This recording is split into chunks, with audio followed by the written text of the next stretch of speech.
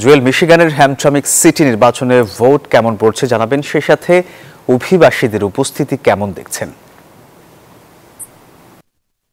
সোহাগ, আপনাকে ধন্যবাদ। আমি এই মুহূর্তে দাঁড়িয়ে আছি মিশিগানের হ্যামট্রামিক শহরের বাংলা টাউনে। সকাল 7টা থেকে সন্ধ্যা 8টা পর্যন্ত ভোট গ্রহণ চলবে। মূলত মিশিগানের যে বাংলাদেশির নিউ ইয়র্কের পর বাংলাদেশের সংখ্যা সবচেয়ে বেশি এখানে বসবাস করেন। প্রায় লক্ষাধিক বাংলাদেশি মিশিগানে বসবাস করেন। আর হ্যামট্রামিক এই সিটি নির্বাচনে আপনি যেমন বলছিলেন যে হ্যামট্রামিক সিটি নির্বাচনে একাধিক কাউন্সিলম্যান রয়েছেন, নির্বাচিত হয়েছিল অতীতে, ডেপুটি মেয়রের দায়িত্ব পালন করছেন বাংলাদেশি।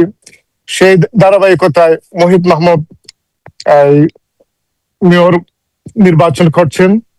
আর বিশেষ করে হ্যামট্রামিক নির্বাচনে মেয়র ইলেকশনে দুজন প্রার্থী নির্বাচন করছেন। তার মধ্যে একজন হচ্ছেন ইয়েমেনি বংশোদ্ভূত আদম আল হারাবি এবং বাংলাদেশি মোহিত মাহমুদ। পাশাপাশি কাউন্সিলম্যান হিসাবে দুজন রয়েছেন বাংলাদেশি, তারা হচ্ছেন আবু মুসা এবং নাইম চৌধুরী।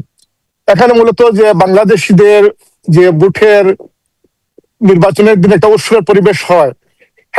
হ্যামট্রামিক মূলত যে বাংলা টাউন, এখানে বাংলাদেশি একটা আমেজ, বাংলাদেশ ভোট কেন্দ্রে যে ধরনের একটা পরিবেশ থাকে, বাংলাদেশের মধ্যে যে একটা উৎসবের আমেজ তৈরি হয়, সেভাবে দেখা যাচ্ছে। প্রচুর বাংলাদেশি ভোট কেন্দ্রে অবস্থান করছেন এবং সবাই অপেক্ষা করছেন যে আমেরিকার মাটিতে কোন বাংলাদেশি মেয়র এই প্রথম নির্বাচিত হবেন। সবাই প্রত্যাশা করছেন।